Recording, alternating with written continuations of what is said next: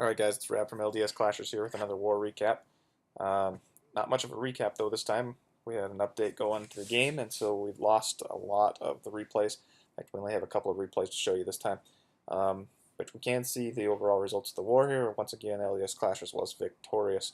Up top, you can see that what they did to our bases there, and just scroll down. See, they left a couple of single stars hanging down there on Jill and Zach. So good job on the defenses there, guys. We did pretty much the same thing. Left a star down low and then one up here on number 6. The difference was, if you look at the top, they only got 1 star on Big E, so good job Big E, and Tedrin ended up getting 3 stars on their number 4. Otherwise it was the same. So good war, guys. Did a great job there. We'll watch a couple of replays here. The first one we got that is actually not a bully attack or wasn't wiped is here with Tedrin going in on their number 4. And you see that Tebran is going to do the typical draw out with a single Hog Rider and do the poison burn off that we're so familiar with now. Speed up through that. So he drops 1 and then 2 poisons. Remember, you got to stagger those. So once he's done with that, he's going to send in a couple of golems here, flanked by a couple of wizards to take out those army camps. And then this is what I like here. Just watch this placement here coming up here. As soon as those wizards take out those camps, sends in 1, 2, 3 wall breakers right in between those 2 golems. So they're in no danger of getting hit. Golems reroute, wizards come in behind, followed by the heroes, the royals coming in. Barbarian king and queen, a couple of witches. He's going to drop himself a rage and a jump spell here in a moment to get right into that enemy archer queen, take her out, and send those troops right into the core of this base. Now, sends in a late golem there, and I like the placement of this late golem. Holding off on that was key to this raid.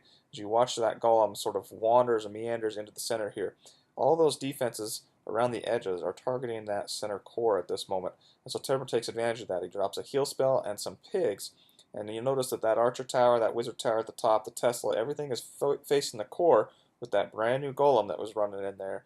And so everything's shooting that direction as they're getting snuck up from behind. And of course, you see those giant bombs going off in the core there, so he knows he's safe. He doesn't have any spells left, but it doesn't matter. As all the bombs are going off there in the core, he just has those last few point defenses down at the bottom with those archer towers, the Teslas, the cannon, and then that wizard tower. And then it's clean up from there. Of course, he's got his archer queen near full health and 2 witches up there at the top with a minion. So we'll watch that cleanup play out. Great job on a 3-star attack there, Tebran.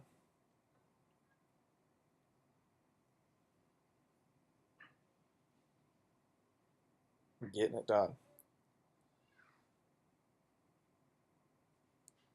Alright, the next one we've got, we're dropping down and watching number 9 taking on number 10. Jill taking on their number 10. Doing it with a hog raid at Town Hall 8. She's got some hogs and a wizard and a few archers there. Notice that there is a hole in the base right here. And so what she's going to do is go ahead and drop an archer or 2 there. That's going to pull the clan castle and trigger any bombs that are there. And this is a cleanup attack, and she knows that there is another bomb sitting just outside of this wall right here. And so she's going to drop the 3rd archer there and make sure that gets taken out. So watch that work. There's a couple archers go in. Typical burn off with the poison.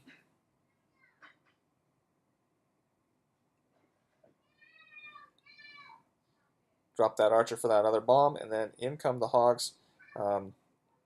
Maybe, oh, she does a king swap here, I believe. Yep. So she drops a king there, and they fight it out there. And then as those defenses down that corner are shooting at the king and the barbarians there, sends in sort of an Asian wall. Asian walls, there's that line of pigs that go in and don't target anything in particular, getting all those defenses along the edge. Drops a deep heal spell, and then starts sending in reinforcement pigs. Notice that she kept back about 13 pigs there. Drops a 2nd heal spell. As the pigs start to path around that base, they split and get reinforced from the right-hand side there. Continue on up through that archer tower, take out the mortar on the left-hand side, take out the cannon next. You got a lot of skellies on them there, so she drops another heal spell to make sure that they stay up and strong through these last few point defenses here at the top. They're going to split there nicely, take out the archer tower, Move on to the air defense. Now notice that Jill is already laying down several wizards on the right-hand side here. So that when those pigs finish off that cannon, they're going to turn around, kill those skellies, and start cleaning up on that side. Drop the witches from the clan castle with all those skellies. Those are good for cleanup as well as they come through and wreck this end of the base. And we'll meet up with the pigs on the other side. So great job there, Jill with the 3-star, helping us win that war. And that's really it, guys. Everything else was either wiped or was sort of a bully cleanup attack. Cleanup attacks are great for 3-stars. They certainly help us win the wars, but they're not too exciting to watch. So there you go. The end results, 36 attacks to 31 attacks. 15 3-stars to 14 3-stars. That's what won the war for us. As you can see there, we'd attacked more, so we ended up with less new stars per attack, but our destruction was up over the 90%, and that's good. I'd like to see that up around the 95, 96%. Those are what really wins the wars.